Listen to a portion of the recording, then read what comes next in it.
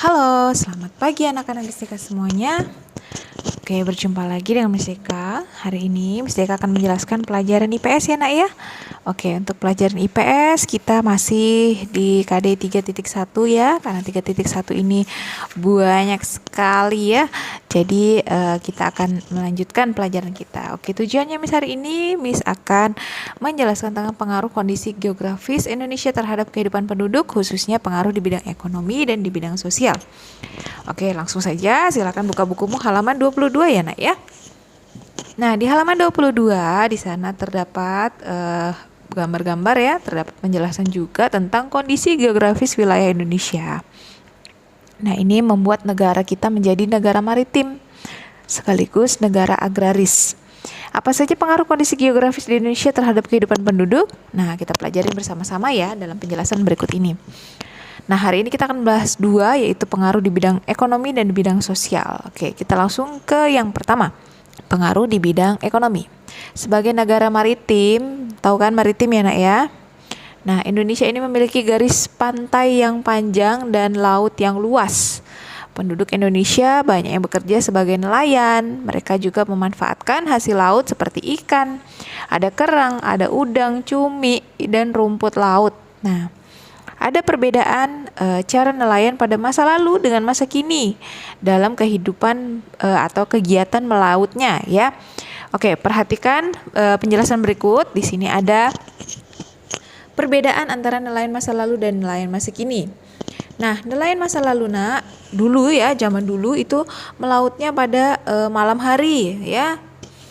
Kemudian yang kedua, menangkap ikannya di dekat pantai saja ya. Nggak berani dia ke tengah laut gitu ya, karena masih tradisional.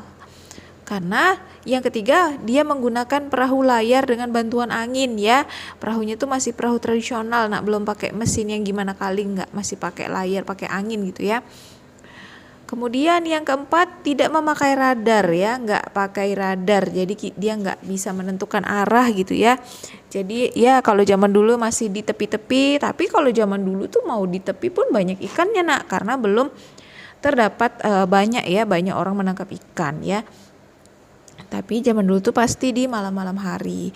Nah, kalau kalian mau lihat ya, ini masih ada juga sih nak, masih ada juga di sampai sekarang ya, di Sekera tuh pun masih ada. Kalau kalian lewat di situ malam-malam itu masih ada nelayan-nelayan yang pakai perahu kecil-kecil di pinggir-pinggir pantai gitu ya.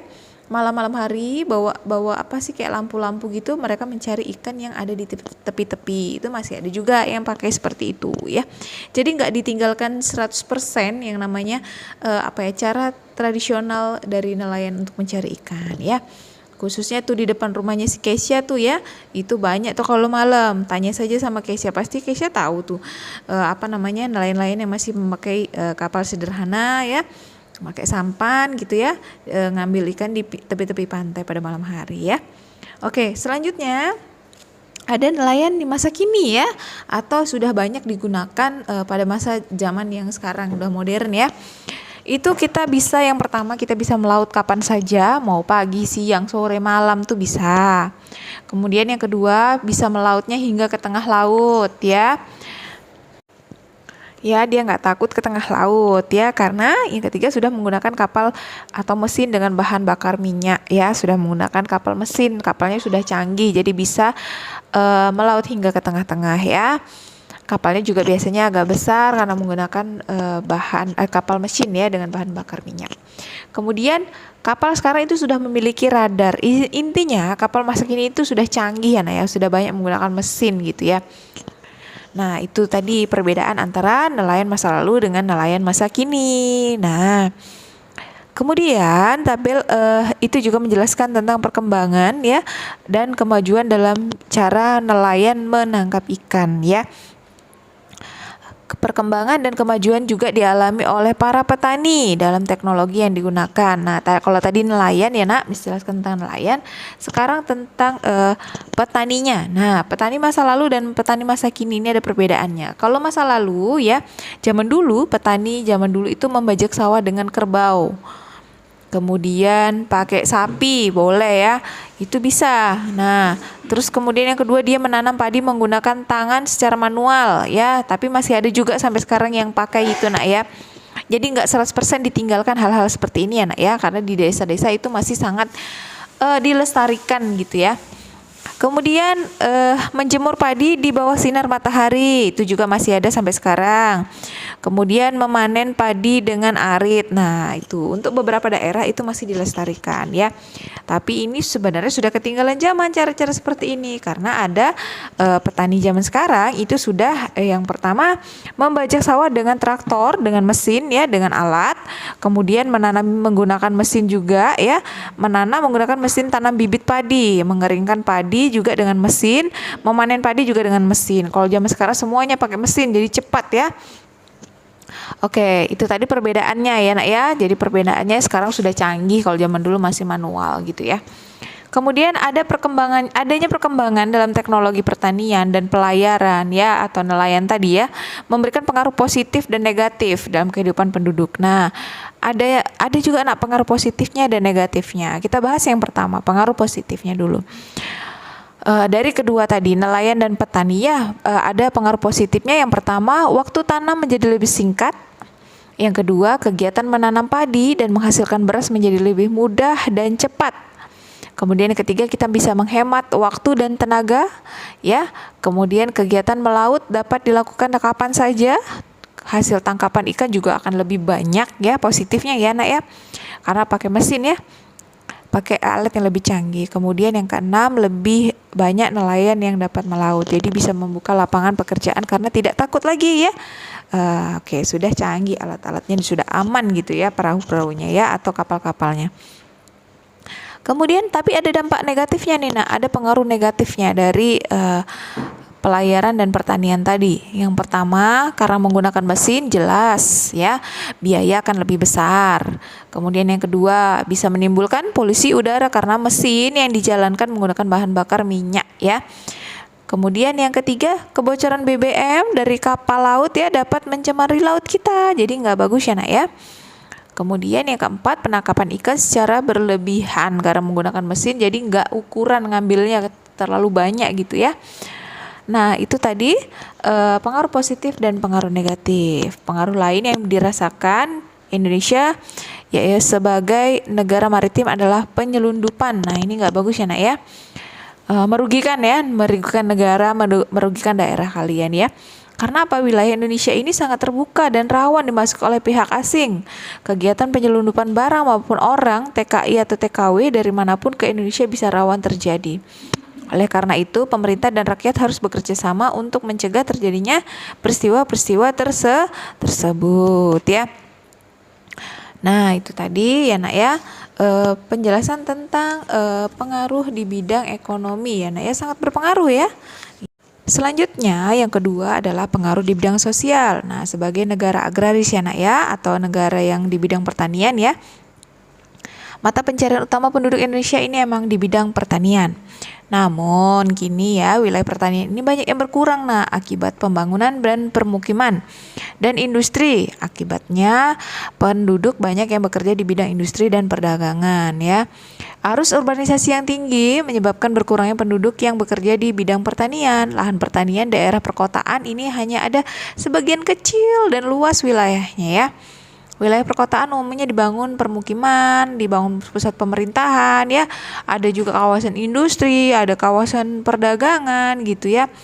Oleh karena itu, penduduknya umumnya bekerja sebagai pegawai ya. Ada buruh pabrik, ada sopir, pedagang dan lain-lain. Selain urbanisasi, kepadatan penduduk juga dipengaruhi oleh pertumbuhan penduduk. Pada masa lalu nak ya, penduduk umumnya ini memiliki anak lebih daripada 2 ya. Bahkan zaman dulu tuh ada orang tua yang punya anak sampai 10 gitu ya. Nah, mereka ini umumnya memegang prinsip banyak anak banyak rezeki. Nah, itu zaman dulu. Kalau zaman sekarang ini ada program yang namanya keluarga berencana, di mana penduduk Indonesia memiliki anak yang lebih sedikit dari sebelumnya ya. Makanya kalau slogan pemerintah katanya 2 anak cukup gitu ya.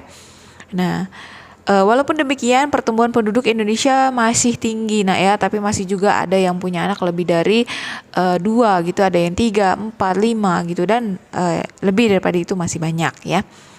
Nah, perubahan dalam kehidupan sosial penduduk seperti uraian di atas memiliki dampak positif dan dampak negatif. Nah, Nah, tadi tingkat urbanisasi yang tinggi tadi nak ya, itu bisa juga menyebabkan munculnya banyak permukiman kumuh ya.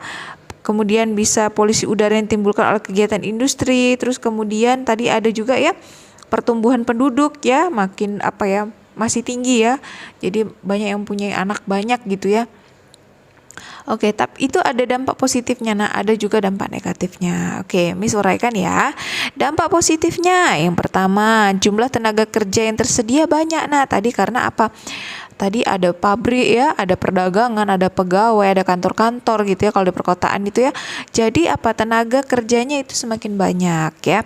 Kemudian yang kedua, jenis mata pencariannya juga penduduk ini bermacam-macam. Tadi ada yang jadi pegawai, ada jadi buruh pabrik, ada yang jadi sopir, pedagang ya, ada jadi misalnya SPG gitu ya. Dan banyak sekali profesi yang bisa kita bisa kita ini kan di kota gitu ya, atau di daerah perkotaan gitu ya, karena banyak sekali tadi tempat-tempat kerja yang dibuka seperti itu. Nah, itu dampak positifnya ya.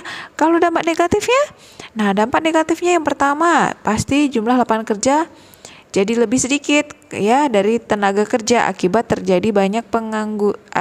terjadi banyak pengangguran ya. Kalau udah penuh ya jadi banyak pengangguran ya nak ya, karena semakin banyak lapangan kerja juga semakin banyak tenaga kerjanya gitu ya. Kemudian yang kedua, persebaran penduduk tidak merata ya. Biasanya di kota itu ya, di mana yang bisa ekonominya lebih baik, biasanya orang ke situ semua ya. Nggak rata gitu nak ya. Kemudian yang ketiga, urbanisasi menyebabkan munculnya permukiman liar dan kumuh ya, seperti kita lihat ya. Itu banyak sekali pemukiman-pemukiman yang ilegal ya. Biasa di tepi-tepi rel gitu ya, itu padahal itu tanah pemerintah tapi dia bangun-bangun untuk dia tinggal gitu ya. Dan akhirnya jadi pemukiman kumuh gitu nah, karena tidak sesuai gitu ya. Kemudian yang keempat, ada kegiatan industri juga dapat menyebabkan polusi udara ya, karena banyak asap-asap dari industri itu nak yang keluar kan, jadi polusi udara gitu ya. Contoh yang kayak di Jakarta ya. Kalau dulu Jakarta sebelum corona ya nak ya, itu kan industri itu kan jalan terus ya, nggak pernah berhenti gitu ya. Jadi makanya kualitas udara di sana itu kurang bagus ya, karena banyak polusi gitu ya. Tapi sekarang semenjak corona kegiatan semua dibatasi, banyak pabrik juga yang tutup, akhirnya polusi itu berkurang. Jadi kualitas udara juga bagus karena orang pun banyak di rumah dan kerja dari rumah gitu ya. Nah, itu tadi ya dampak dari dampak positif dan negatif di bidang sosial ya. Itu tadi ada juga pengaruhnya terhadap kehidupan kita juga ya. Oke, itu saja penjelasan dari Miss Deka tentang pengaruh kondisi geografis Indonesia terhadap kehidupan penduduk di bidang ekonomi dan di bidang sosial. Sekian penjelasan dari Miss Deka, semoga dapat memberikan pengetahuan dan manfaat, kemudian mendapat wawasan juga. Terima kasih, selamat pagi, sampai jumpa.